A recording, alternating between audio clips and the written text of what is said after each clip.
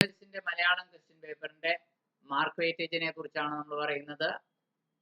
Weightage ഇങ്ങനെയാണ്. Knowledge level 35% മാർക്കിന്റെ ചോദ്യങ്ങളാണ് വരിക. Understanding level 35% mark. Application level ചോദ്യങ്ങൾ 30%. ഇങ്ങനെയാണ് 100% നമ്മളുടെ മാർക്കുകൾ വരുന്ന രീതി അങ്ങനെയാണ്. ഇനി വെയിറ്റേജ് ചോദ്യങ്ങളുടെ ഇനവും തരവും പറയാം. MCQ ചോദ്യങ്ങൾ 20 എണ്ണം ഉണ്ടാകും. അത് ഒരെണ്ണത്തിന് 1 മാർക്ക് വെച്ചിട്ട് അങ്ങനെ 20 മാർക്ക് നമുക്ക് ലഭിക്കും.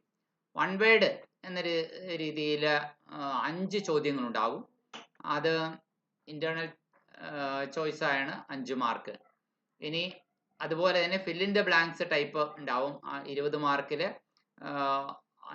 ഇന്റേണൽ ചോയ്സ് അത് 5 മാർക്ക്. അതുപോലെ തന്നെ ട്രൂ ഓർ ഫോൾസ് അതും 5 എണ്ണം. ദെൻ മാച്ച് ദ കോളം എന്നത് 5 എണ്ണം, അതായത് ചേരുംപടി ചേർക്കുക. ഇനി വേർഡ് മീനിങ് അല്ലെങ്കിൽ പര്യായം, വാക്കിന്റെ അർത്ഥം അല്ലെങ്കിൽ പര്യായം. ഓക്കെ, അത് number of questions 5. Then joining of words, മാർക്കും 5 തന്നെയാണ്. ജോയിനിങ് ഓഫ് വേർഡ്സ്, വാക്കുകൾ ഒറ്റ വാക്ക് ഉണ്ടാക്കുക, അങ്ങനെയുള്ള കാര്യങ്ങളൊക്കെ അത് തീർച്ചയായിട്ടും 5 എണ്ണം ഉണ്ടാവും. 2 ഇന്റേണൽ ചോയ്സ് എന്ന രീതിയിൽ. ഇനി വളരെ ഷോർട്ട് ആൻസർ അത് 10 എണ്ണമാണ്. ഓക്കെ, അത് 20 മാർക്ക്. ഇനി അതായത് 2 മാർക്കിന്റെ 10 എണ്ണം അങ്ങനെ വേണമെങ്കിൽ പറയാം. 2 മാർക്കിന്റെ 10 എണ്ണം ആകുമ്പോൾ തീർച്ചയായിട്ടും 20. ദെൻ ഷോർട്ട് ആൻസർ, ഈ വളരെ ഷോർട്ട് ആൻസറിന് എത്രമാത്രം ഉത്തരം നീളം വേണം എന്നുള്ളത് 20 മുതൽ 25 വരെ വാക്കുകൾ. ഒരു വരിയിൽ എന്തായാലും 10 വാക്കൊന്നും ആർക്കും ഉൾപ്പെടുത്താൻ സാധിക്കില്ല. അങ്ങനെ ഒരു വരിയിൽ 10 വാക്ക് എഴുതുന്ന ആൾക്കാണെങ്കിൽ 2 വരി കൊണ്ട് ഉത്തരം തീരും ഈ 2 മാർക്കിന്റെ ചോദ്യത്തിന്.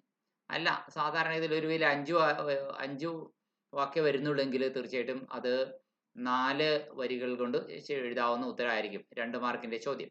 ഇനി 3 മാർക്കിന്റെ ചോദ്യം 40-45 വാക്കുകൾ ആയിരിക്കും. ഷോർട്ട് ആൻസർ ആണ്. അപ്പൊ 40-45 വാക്ക് എന്ന് പറയുമ്പോൾ നേരത്തെ എഴുതിയതിനേക്കാൾ ഇരട്ടി എഴുതേണ്ടി വരും. എന്ന് വെച്ചാൽ 4 വരിയിൽ ഉത്തരം തീർന്ന അതാണ് 2 മാർക്കെങ്കിൽ ഇത് 8 വരിയിൽ ഉത്തരം തീരേണ്ടി വരും 3 മാർക്ക്. അങ്ങനെ 3 മാർക്കിന്റെ 5 എണ്ണം 15 മാർക്ക്. ലോങ് ആൻസർ എന്ന് പറയുന്ന ടൈപ്പ് ഉണ്ടാവും. അത് 100 മുതൽ 150 വരെ വാക്ക്. അതാണ്ട് ഒരു ചെറിയ എസ്സേ എന്നൊക്കെ നമുക്ക് പറയാവുന്ന ഇതാണ്. 100-150 വാക്ക് എന്ന് പറയുമ്പോൾ ഏകദേശം ഒരു പുറം അങ്ങനെ തന്നെ കഴിയും. ഇതേ രീതിയിലാണ്. ഇനി ഒബ്ജക്റ്റീവ് ടൈപ്പ് ക്വസ്റ്റ്യൻസിന്റെ രീതി സ്റ്റോറിയിൽ നിന്ന് 6, കവിതയിൽ നിന്ന് 6 ആ രീതിയിലായിരിക്കും. സയന്റിഫിക് ലിറ്ററേച്ചറിൽ നിന്ന് 5, ആർട്ട് ആൻഡ് ലിറ്ററേച്ചറുമായി ബന്ധപ്പെട്ട 1, ട്രാൻസ്ലേഷനിൽ നിന്ന് 2, ഈ രീതിയിലായിരിക്കും. ഓക്കെ, ഇനി അതായത് 20 മാർക്കാണല്ലോ വരിക. അപ്പോൾ 6-6-ഉം 12-ഉം 5-ഉം 17-ഉം 3-ഉം 20 ആ രീതിയിലായിരിക്കും MCQ 20 എണ്ണം വരുന്ന വൺ വേർഡുകൾ. വൺ വേർഡുകൾ സ്റ്റോറിയിൽ നിന്നൊന്ന്, പോയത്തിൽ നിന്നൊന്ന്, സയന്റിഫിക് ലിറ്ററേച്ചറിൽ നിന്ന് 2, ദെൻ ആർട്ട് ആൻഡ് ലിറ്ററേച്ചറിൽ നിന്ന് 1 എന്ന രീതിയിലായിരിക്കും. ട്രാൻസ്ലേഷനിൽ നിന്നൊന്നുമില്ല. ഇനി ഫിൽ ഇൻ ദ ബ്ലാങ്ക്സ് വരുന്നതും ഇതുപോലെ തന്നെയായിരിക്കും. സ്റ്റോറിയിൽ നിന്ന് 2, കവിതയിൽ നിന്ന് 2, ആ രീതിയിൽ. സയന്റിഫിക് ലിറ്ററേച്ചറിൽ നിന്ന് 1, അങ്ങനെ. ഇനി ട്രൂ ഓർ ഫോൾസ് സ്റ്റോറിയിൽ നിന്ന് 2, കവിതയിൽ നിന്ന് 2, സയന്റിഫിക് ലിറ്ററേച്ചറിൽ നിന്ന് 1. മാച്ച് ദ ഫോളോയിങ്, ചേരുംപടി ചേർക്കുക. സ്റ്റോറിയിൽ നിന്ന് മാത്രമാണ് ഉണ്ടാവുക, കവിതയിൽ നിന്നും സയന്റിഫിക് ലിറ്ററേച്ചറിൽ നിന്നും ഉണ്ടാവില്ല. ആർട്ട് ആൻഡ് ലിറ്ററേച്ചറിൽ നിന്ന് 1, ട്രാൻസ്ലേഷനിൽ നിന്ന് 1. വേർഡ് മീനിങ്സ് 1 സ്റ്റോറിയിൽ നിന്നുണ്ടാവും, 4 എണ്ണം കവിതയിൽ നിന്നുണ്ടാവും. കവിതയിലെ വാക്കുകളുടെ അർത്ഥങ്ങളാണ് കൂടുതൽ ചോദിക്കാൻ ചാൻസ് ഉള്ളതെന്ന് അർത്ഥം.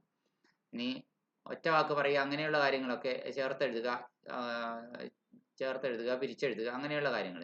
സ്റ്റോറിയിൽ നിന്ന് 2, കവിതയിൽ നിന്ന് 2, ഏതാണ്ട് ഈ രീതിയിലായിരിക്കും നമ്മുടെ മലയാളത്തിന്റെ ക്വസ്റ്റ്യൻ പേപ്പറിന്റെ മാർക്ക് വെയിറ്റേജ് വരുന്നത് എന്നുള്ളതാണ് നമുക്ക് കാണാൻ കഴിയുന്നത്. മോഡലായിട്ട് ഒരു മലയാളത്തിന്റെ മോഡൽ ക്വസ്റ്റ്യൻ പേപ്പറും നൽകിയിട്ടുണ്ട്. മോഡൽ ക്വസ്റ്റ്യൻ പേപ്പർ ഏതാണ്ട് ഇതുപോലെ ഇരിക്കും. സമയം തികയാതെ വരിക എന്നുള്ളതാണ് പലരും പറയുന്ന പരാതി. അപ്പോൾ സമയം നമുക്ക് തികയണമെങ്കിൽ നമ്മൾ സമയത്ത് എഴുതി തീർക്കുക എന്നുള്ളതൊരു പ്രധാനപ്പെട്ട കാര്യമാണ്. ഏതെങ്കിലും 20 ചോദ്യങ്ങൾക്ക് ശരിയായ ഉത്തരം തിരഞ്ഞെടുത്ത് എഴുതുക. അതാണ് 20 MCQ എന്ന് പറയുന്നത്. വൺ വേർഡുകളാണ്. ഓപ്ഷൻസ് 4 എണ്ണം തന്നിട്ടുണ്ടാവും. ആ 4 എണ്ണത്തിൽ നിന്ന് ശരിയായ ഓപ്ഷൻ. കുഞ്ചൻ നമ്പ്യാർ പുരാണ കഥകളിലെ തുള്ളലിലൂടെ പുനരാവിഷ്കരിച്ചത് എന്തിനു വേണ്ടിയിട്ടായിരുന്നു? രാജാക്കന്മാരെ സ്തുതിക്കാനായിരുന്നോ, നാട്ടിലെ അരക്ഷിതാവസ്ഥ മറികടക്കാനാണോ, കലകൾ പ്രചരിപ്പിക്കാനാണോ, ഭക്തിഭാവം വർദ്ധിപ്പിക്കാനാണോ എന്നുള്ളതാണ് ചോദ്യം. ഓക്കെ, രാജാക്കന്മാരെ സ്തുതിക്കാനൊന്നുമല്ല, നാട്ടിലെ രക്ഷിതാവസ്ഥയെ മറികടക്കാൻ തന്നെയാണ്. ഇനി ആഭ്യന്തര വിപ്ലവം തുടങ്ങിക്കഴിഞ്ഞു, ഇനി രക്ഷയില്ല. ശ്രീ ഭഗവതി എന്ന കഥയിൽ ആഭ്യന്തര വിപ്ലവം എന്ന് വിശേഷിപ്പിക്കുന്നത് എന്താണ്? കുടുംബകലഹത്തെയാണ് ആഭ്യന്തര വിപ്ലവം എന്ന് അവിടെ ശ്രീ ഭഗവതി എന്ന കഥയിൽ വിശേഷിപ്പിച്ചിരിക്കുന്നത്. ഉതുപ്പാന്റെ മരണം പ്രകൃതിയിൽ പ്രതിഫലിപ്പിച്ചത് എങ്ങനെ? ചന്ദ്രന്റെ മുഖം വിളറി, പള്ളിമണീന്റെ നാദം മുഴങ്ങി, പക്ഷികൾ കൂട്ടത്തോടെ പറഞ്ഞു, കിണറ്റിൽ ഓളങ്ങളുണ്ടായി. ചന്ദ്രന്റെ മുഖം വിളറി എന്ന രീതിയിൽ. എൻ്റെ സത്യാന്വേഷണ പരീക്ഷണങ്ങൾ ആരുടെ ആത്മകഥയാണ്? മഹാത്മാഗാന്ധിയുടെ ആത്മകഥയാണ്. ഈ രീതിയിൽ 20ഓളം MCQ ചോദ്യങ്ങൾ ഉണ്ട്.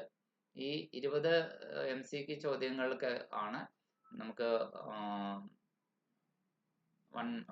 എന്താ പറയാ 1 മാർക്ക് വീതം ലഭിക്കുക. അതുകൂടാതെ മറ്റ് ചോദ്യങ്ങളുണ്ട്. അപ്പോൾ MCQ ചോദ്യങ്ങളുടെ ഒരു വലിയ ലിസ്റ്റ് നമുക്കിവിടെ നൽകിയിട്ടുണ്ട് എന്നുള്ളതാണ്. അപ്പോൾ അതെല്ലാം നന്നായി പഠിക്കുക. അതുപോലെ തന്നെ ഒറ്റ വാക്കിൽ ഉത്തരം എഴുതുക 1 മാർക്ക് എന്നുള്ളത്, അതിനും മോഡൽസ് ഇവിടെ നൽകിയിട്ടുണ്ട്. വന്ന വഴിക്ക് തിരിച്ചു പോയിടാൻ വയ്യാത്ത ദേവനേത്?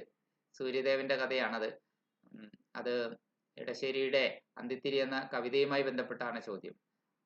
അതുപോലെ തന്നെ അങ്ങനെ ആപ്തയുടെ നിഘണ്ടുവിൽ ഉപനിഷത്ത് നൽകിയിരിക്കുന്ന അർത്ഥം എന്ത്? അത് സുകുമാർ അഴീക്കോടിന്റെ പാഠവുമായി ബന്ധപ്പെട്ടാണ്. കുരുവികൾ വഴക്കിടുന്നത് കണ്ട് ഓടിച്ചെന്നത് ആരെ? അതും എൻ്റെ പാപ്പക്കര ആനയുണ്ടാർന്ന് എന്ന കഥയുമായി ബന്ധപ്പെട്ട ചോദ്യമാണ്. MTയുടെ സ്മരണയിൽ പുന്നല്ലരി ചോറിന്റെ ഗന്ധമുള്ള പുഷ്പം ഏത്? കണ്ണന്തളിപ്പൂക്കളുടെ കാലം എന്ന MTയുടെ പാഠത്തിൽ നിന്നാണത്. കടങ്കഥയുടെ താവഴിയിൽ പെടുന്ന കവി ആര്? ഇത്തരത്തിലുള്ള സബർമതി ദൂരെയാണ് എന്ന് പറഞ്ഞത് ആര്? ഇത്തരം ചോദ്യങ്ങളൊക്കെയാണ്. ആ ചോദ്യങ്ങളുടെ മാതൃക എങ്ങനെ ആയിരിക്കാൻ സാധ്യതയുണ്ട് എന്നുള്ള ഒരു ധാരണ നമുക്ക് ലഭിക്കും.